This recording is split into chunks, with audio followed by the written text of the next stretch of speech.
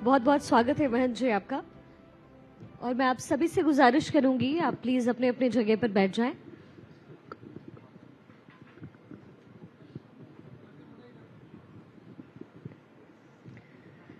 चूंकि महंत जी यहाँ पे विराजमान हैं और महंत जी, जब मैं आपके बारे में कुछ पढ़ रही थी तो एक बड़ी रोचक कहानी जो है वो मुझे नजर आई। और कहानी ऐसी थी कि राजस्थान के बाड़मेर में एक माता को दुर्गा माँ ने सपने में ये कहा कि उनका जो बेटा होने वाला है वो भक्ति और शक्ति का प्रतीक होगा।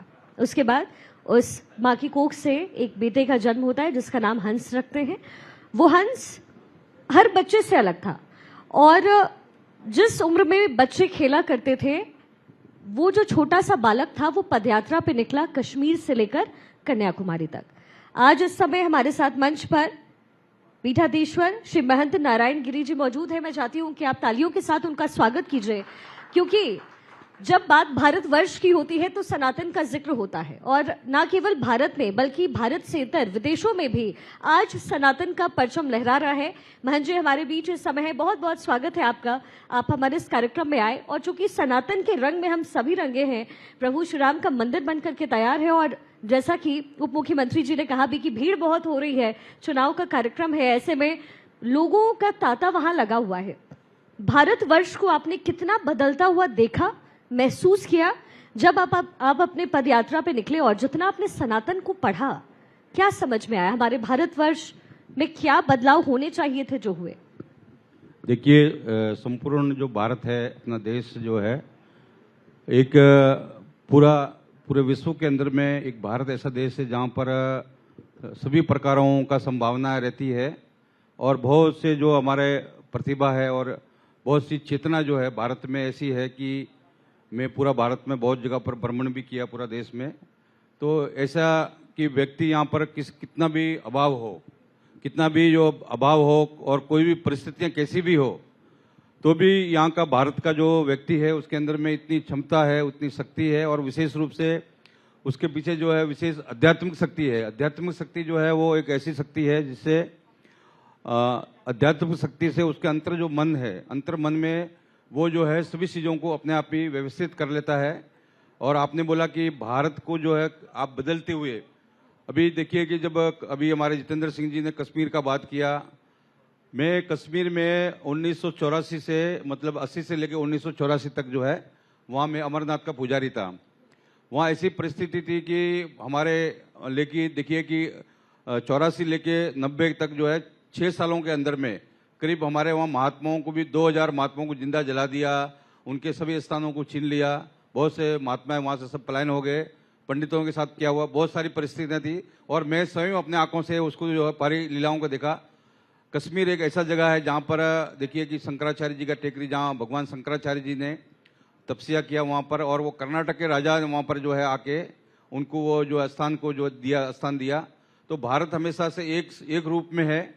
कुछ बीच में जो है कुछ ऐसे विधर्मी लोग जो होते हैं जो बहुत बार भारत को डिस्टर्ब करने की कोशिश किया। आप देखिए कि पूरा विश्व के अंदर में ऐसा 700 साल के आसपास मुगलों का राज रहा, 200 साल अंग्रेज रहे यहाँ पर, उसके बाद भी हम लोग बहुसंख्यक रूप में आज भी है। तो हमारी आध्यात्मिक जो शक्ति है, चाहे कोई कितनी भी परिस्थितियां हो, कैसी भी विपरीत परिस्थितियां हो, परंतु भारत का व्यक्ति करीब 1000 साल भी हमेशा से एक दिन भी ऐसा नहीं रहा जब कभी लड़ा नहीं है। वो लड़ते रहते हैं हमेशा। हमारा संघर्ष जो है वो हमेशा जारी रहता है एक तरह से, है ना जी। और हम हमेशा सभी जो अत्याधिक शक्तियां हैं उनसे लड़के हम हमेशा विजय भी होते हैं। और हमारे अंदर में ये इस तरह है कि हमारा कोई भारत का छोटा छोटा बच्चा हो चाहे बड़ा हो, वो सभी जो है वो सभी क्षमताएं उसके अंदर में वो विद्यमान होती है। और ये आप देखिए कि अभी इस टाइम में भारत में आप देखिए पूरा आपने राम जन्मभूमि का बात किया। राम जन्मभूमि देखिए कि 500 साल संघर्ष के बाद में हम लोगों का ऐसा जो है नरेंद्र मोदी जी का आने के बाद पूरा देश के अंदर में नहीं पूरा विश्व में, मैं एक समय में अभी हमारा प्रमोद जी कृष्ण जी से बातचीत हो रहा था, मैं आबू धाबी में 2001 में गया। तो जब वहाँ पर बॉर्डर पर गए, वहाँ पर दुबई से गए, तो वहाँ पर बोला कि आपको पूरा कपड़े उतारने पड़ेंगे, आपको कुर्ता पाजामा पहनना पड़ेगा, ये तिलक भी साफ करना पड़ेगा, ये माला को भी रखना पड़ेगा। और वहाँ मैं एक सुना कि कुछ हनुमान चालीसा वगैरह पढ़ रहे थे, 2-3 जो राजस्थान के बाड़मेर के लोग थे उनको वहाँ 20-20 साल का सजा हो गया। आज मोदी जी का आने के बाद ऐसा परिस्थिति हो गया, अबू धाबी में मंदिर बन गया, है ना जी। तो ये हमारे लिए कितना बड़ा एक सौभाग्य है ना जी। तो ये आप अध्यात्म आप देखिए कि पूरा भारत जो है वो कितना जो है अपने आप में संपूर्ण रूप से। और अभी भारत ने हमेशा से जो देखिए कि मोहवासी जीव लोग जीव भूता सनातना, भारत ने हमेशा से कि मानव के वाद साथ में किया कि धर्म का जय हो, अधर्म का नाश हो, प्राणियों में सद्भावना हो, विश्व का कल्याण हो। हमने कभी भी किसी भी व्यक्ति का उत्पीड़न नहीं किया। हमारा कोई भी ऐसा कहीं पर भी ऐसा उदाहरण नहीं मिलता है कि भारत ने विश्व में कई बार आक्रमण करके कहीं कब्जा किया, कहीं उसको ऊपर में किसी को जो है उसको जो उत्पीड़न किया। तो भारत हमेशा से बहुत सारी क्षमता है और उसके अंदर में बहुत धैर्य है कि समुद्र के जैसा वो गहरा भी है जी, है ना जी, और उसके अंदर गहराइयां भी है और वो अपने आप को बहुत सी समस्याओं का वो सब स्वयं भी समाधान भी वो स्वयं भी कर लेता है। तो आज का भारत में बहुत सारी क्षमताएं में विकसित धीरे धीरे हो रहा है जी। महंत जी कहते हैं कि सनातन एकमात्र ऐसा धर्म है जिसकी उत्पत्ति के बारे में पता नहीं है। पता नहीं है का मतलब ये कि सनातन सबसे पुराना धर्म माना जाता है, लेकिन आज जब चीजें पॉलिटिसाइज होती है, पॉलिटिक्स उसमें मिक्स होता है, तो सांप्रदायिकता की बात होती है। आप क्या संदेश देना चाहेंगे? देखिए, आप देखिए कि वास्तविकता में जो एक धर्म के रूप में है वो तो सनातन धर्म ही है। और एक बार भगवान कृष्ण से भी जब जो है अर्जुन ने पूछा था कि भगवान आप तो जो है अभी आए, आप कहते हैं कि ये मेरे मामा है, चाचा है, ताऊ है, ये सभी है और कई जन्मों में ये तुम्हारा क्या क्या बने, है ना जी। तो हम लोग ये बोलते हैं कि जो हमारे गुरु है और जो उनका शिष्य है उसका आत्मा का रूपांतरण उसके अंदर हो जाता है और पिता का जो होता है पुत्री और पुत्र में हो जाए। शास्त्रों में भी लिखा हुआ है कि उसमें जो रूपांतरण उनका जो आत्मा का रूपांतरण हो जाता है हमेशा से। तो ये भगवान कृष्ण स्वयं बोलते हैं कि मोहवान से जीव लोग जीव भूता सनातना।